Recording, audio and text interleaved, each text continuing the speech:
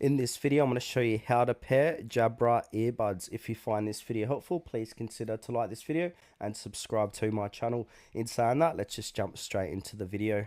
Alright, step one, we want to go ahead and take the earbuds out. So remove both earbuds from the charging case. They'll automatically power on and start trying to pair.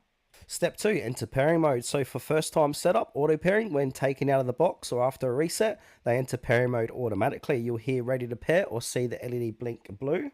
And we've got manual pairing, so already used or repairing. So make sure earbuds are powered on.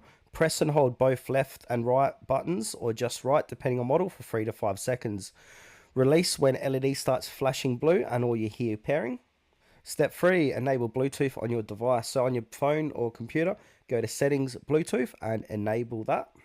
Step 4, select your Jabra earbuds. So look for your earbuds in the list such as Jabra Elite 7 Active, Elite 75T, depending which model.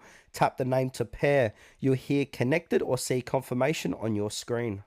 Now if we're pairing to a new device, multi-pairing, turn Bluetooth off on the current device, put the earbuds back in pairing mode, hold both buttons for 5 seconds. On the new device, go to Bluetooth and connect.